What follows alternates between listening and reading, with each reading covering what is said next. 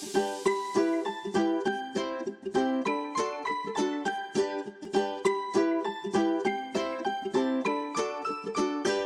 guys, it's Charlene. Today I'm making this adorable Christmas card using some of the products from the new release from PHOTOPLAY Say It with Stamps. I'm starting out with the I'll Be Home for Christmas stamps and coordinating dies. This set is absolutely adorable. We'll start by stamping out some of those images, and I'm using some of the Color Me cardstock, which is great for coloring with alcohol markers, whatever you have. Now I'm stamping with some alcohol marker friendly ink. I'm just going to make sure I get some good coverage across all of the stamps. I'm not too worried if this stamps perfectly because I am going to go ahead and restamp this once I am done coloring with my alcohol markers. For my greenery, I'm using YG06, G07, and G28. I think this is a great combination for holiday greenery because you get that bright pop of green in the center from the YG06. It's kind of a yellow green. I also think this set would look gorgeous colored with some colored pencils. For the flower pots, I'm using R27 and R29, and then for the ribbon, I went ahead and used R14 and R29. My door is going to be blue. I'm a little partial to blue doors. That's the color of the door at my house. And I'm using some B95, B97, and B99. Now this door is really detailed. It's very pretty. It has these little inset pieces. It has the glass there at the top, so it's a gorgeous door and it's going to look really pretty on the front of a card. As far as shading here, I'm just going on the outside of everything with my darkest color, and then I'm coming in with my medium color and then my light. And then if I need to, I go back in with a little bit more dark, a little bit more medium to kind of blend things out. Around the outside of the door, I mostly shaded with grays. I used C1, C3, C5, and C7. And for the glass, I used C1 and then I went over it lightly with B00. It gives it this nice kind of bluish gray color. I think that looks really nice for glass.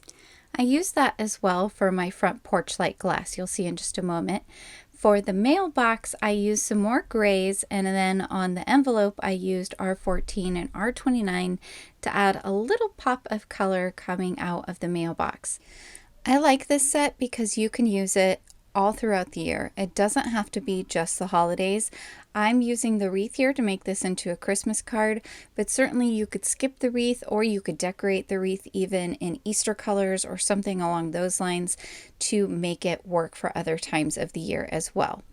I've taken the 2 brick stamps that come with the stamp set, and I just had my pieces in there so I could see where I wanted to stamp them.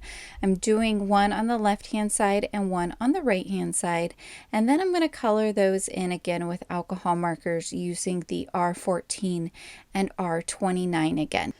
This will just give me a hint of brick on each side of the door. For my sentiment, I'm going to be using the Christmas word stamps. Now this is a fun set. You can see it has all of these lines like I'll be home for and a Happy New Year, lots of different ones that you can combine with the Christmas stamp to create your own sentiment. So I'm using the I'll be home for, and I'm stamping this out with some black pigment ink. There are several other sets that are similar to this, and they all work with the sentiment strips dies, which is really nice. So I just have to pick out what size I need for that little sentiment, and I can cut it out perfectly using the corresponding die. Once I get that done, I'm going to bring out the Christmas word die, which coordinates with the Christmas word stamps. It comes with the word as well as a shadow die, and I'm cutting the word out from some silver cardstock. It's going to look really pretty on the front of the card. I'm also using this gorgeous A2 Knit Coverplate die. It's so pretty. It looks like a sweater, and I really like that it has that separate outline piece. So you can cut it out of an A2 card, or you can cut it out as a card panel, which is what I've done for my card today. So once I've gotten my liquid adhesive all over the back of that, I can go ahead and glue it down on top of my A2 sized card base, just making sure to line up the corners. Now off camera, I did go ahead and trim down my piece that has the bricks on it, and make it a little bit smaller. I also cut out a piece of red cardstock that I'm going to put on the bottom of that piece and then trim off the excess. The reason I'm doing this is to create a little bit of grounding for my door. I don't want to just stick it and have it hovering on the white cardstock, so adding that little strip of red creates grounding for it. It looks like it's meant to be resting there. Once I have that glued down, I can go ahead and glue this whole piece to a piece of blue cardstock, and I've cut this just slightly larger so it gives me a very, very tiny frame all the way around. Now I have cut out several of the Christmas word die in white cardstock, and I've layered them up underneath this silver Christmas word. With the last layer, I have cut off the T, and that's because I'm going to layer this on top of the door, and I don't want it to get popped up. You'll see in just a moment. So now I can go ahead and glue down that whole piece I was working on top of the knit cover plate. And it looks so pretty having that little bit of knit peeking out from all of the sides of the card. I think it looks gorgeous. Off camera, I did go ahead and cut out another one of the door dies. And the reason I did that is because I want my door to be a little bit elevated off at the top of the card, but I don't want it to be poking up towards the bottom where it's overlapping that piece of red cardstock.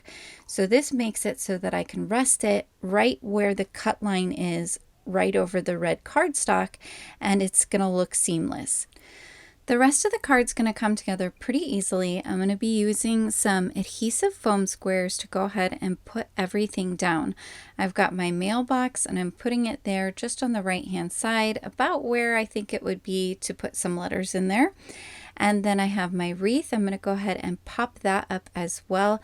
And I'm putting that right over the glass. I was a little sad to cover up the glass, I have to say, but I think that wreath looks beautiful hanging on the door. Now you can see I'm using some nonstick scissors. These work really well for cutting adhesive squares like this, and so I'm able to cut them down really easily and I can make them into the shape that I need. So I wanted a tiny little piece for that lantern, so I was able to cut one of the squares in half. And then I've got my little potted plant there, and now I can put my sentiment on the card. I've got that I'll be home for, and I decided to go ahead and put it right along the base of the door. And then the Christmas is going to just slightly go over the top of that. It's not going to block any of the letters though. I think the I'll be home for almost looks like a little carpet or something, a rug in front of the door there at the front. And I love how you have this gorgeous bright pop of silver. Next, all I need to do is add a few crystal embellishments to sort of fill in the white space, and that is going to finish off this card.